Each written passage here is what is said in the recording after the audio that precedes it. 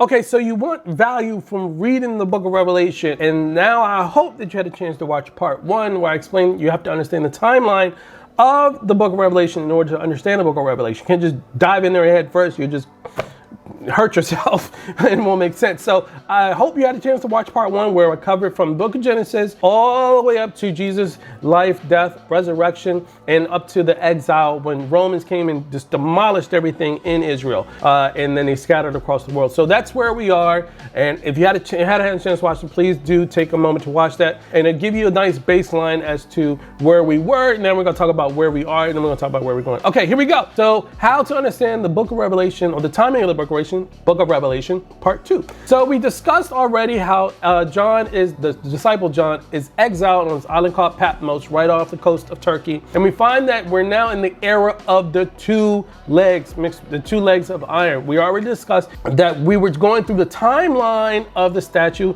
in Daniel 2, the timeline that was given to King Nebuchadnezzar of Babylon, and we're now in the era of the two iron legs. Jesus came into the era of the waist. We're now in the era of the iron and legs, where we see that the two legs represent East and West Roman Empire. After that, we go into the era of the feet mixed with iron and clay. The feet and iron and clay mixed interprets to our modern time, which is we call Israel and what you call Europe and the Middle East. So far, everything that God is showing us about the timeline of mankind from King Babylon to the present time is centered around this region. It didn't fly over to Australia and then go all the way to Canada. God has a laser focus on this region of the world in terms of the timeline of mankind. So we're here in this part of the region, the Middle East and Europe, where we have the era of the 2 feet mixed with iron and clay. 10 toes, 2 feet mixed with iron and clay. So we see that the stone cut without hands, which is Jesus Christ, returns back to earth. Notice it hits the feet. It doesn't hit the head, arms, legs, or the waist. It hits the feet. So this is where Jesus will return. Jesus will return to rule the earth at the feet. This is the modern time. There's no kingdom after there's no kingdom after the feet. That's what you have to understand about the timeline. If we were in the Babylon era, the gold head, we have nothing to worry about. If we were in the Persians with the arms or the waist, we have nothing to worry about. But we see that we're living in the era of the feet, the 2 toes and mixed with iron and clay. So there's no kingdoms coming after that. This is it. So if we continue on 1914, 1918, we have World War I. Then we have in 45, World War II. And then we have the Holocaust to happen, because remember, the Jews are just condemned, they're cursed, man. Wherever they go, they're just persecuted because Jesus judged them. Your house is left desolate, because after Jesus told them that, they scattered across the world and they just became enemies everywhere until 1948, where Israel became a nation. This fulfilled a prophecy in Zechariah 8:7, where God would bring them from the land in east and west. Then they took over Jerusalem in 1967, or the 6-Day War, where God fulfilled the verse right after that, where God said we're going to take back Jerusalem, the capital. So we see that prophecy is being fulfilled, which leaves the very last prophecy for them to fulfill is the building of the third temple, where that is the last thing we see as we're tracking the prophecy. But then we're now in the modern times, where book of Revelation, we see that John says in the last days there'll be a world religion that's going to cover the earth, and he sees this as God sees it, or God shows him as he sees this world religion at the end times, of a woman that has a golden cup. She wears purple and red, adorned with gold, precious stones, and pearls, and she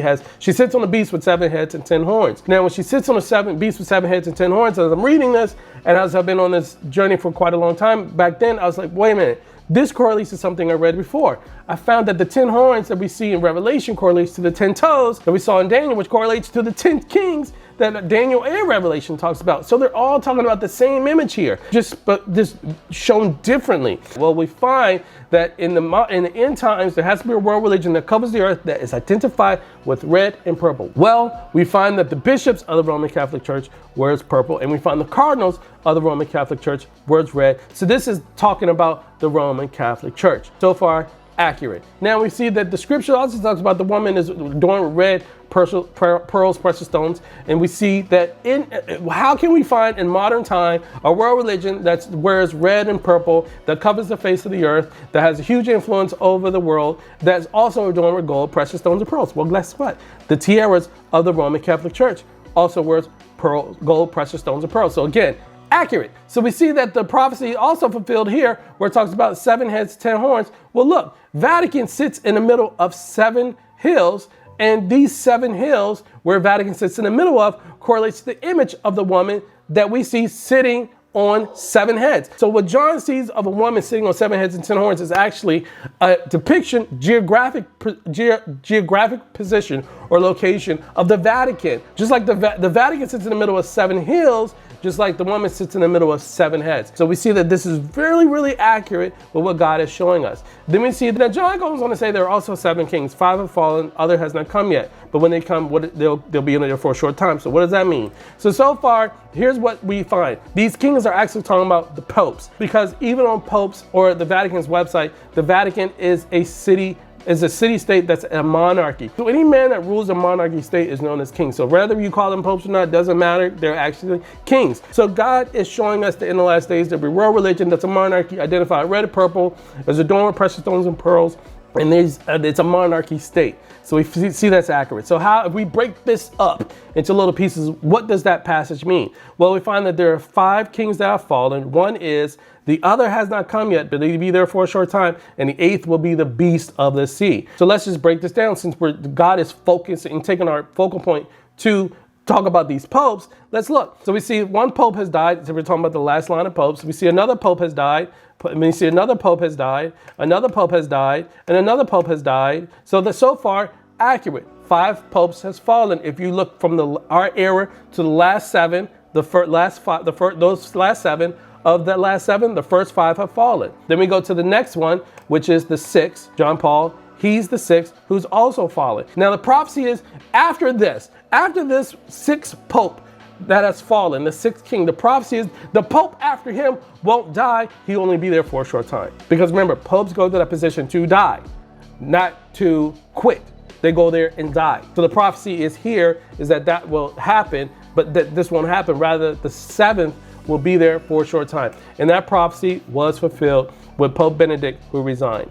He resigned, fulfilling the prophecy of Revelation, where he will only be there for a short time.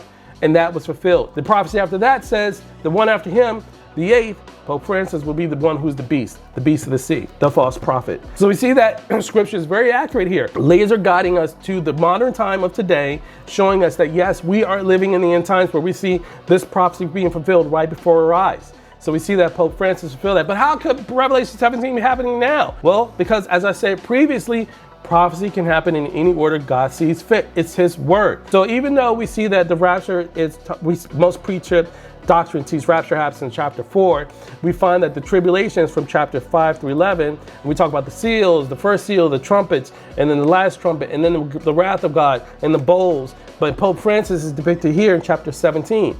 But from what we understand about prophecy and how God can fulfill it in any order he sees fit, we actually see chapter 17 happening now. So we see that yes, God can fulfill prophecy in any order he sees fit. And this is what I want to bring to your attention. But as I said again, it talks about the 10 kings, where there's no kings anywhere else in the world except, guess what? In Europe, which is what I've been saying for so long, because now we see we are living in the present day where it talks about the kingdom of iron and clay, which is actually Europe and the Middle East. And the 10 kings are actually from the 10 royal families of Europe. And as I've been saying, close to 10 years, watch for a new king in UK and Denmark. We see that Queen Elizabeth died, who then gave rise to the 9th king, leaving the Queen of Denmark be the 10th crown we need to watch for to get replaced by a king. And this is how you can see what I've been saying is true. So I now have proposed to you the timeline of the Bible and the book of Revelation, so you can understand it clearly and get more value from it, because you see in context with our modern time how we are living in the pages of the book of Revelation. As I said, to watch for a new king in UK and Denmark as it relates to the 10th king. Queen Elizabeth's death fulfills the 9th. One more remaining. Please give me a like, leave me a comment. I love to hear your thoughts. Thank you so much for watching, and don't lose hope, because remember, Jesus is coming.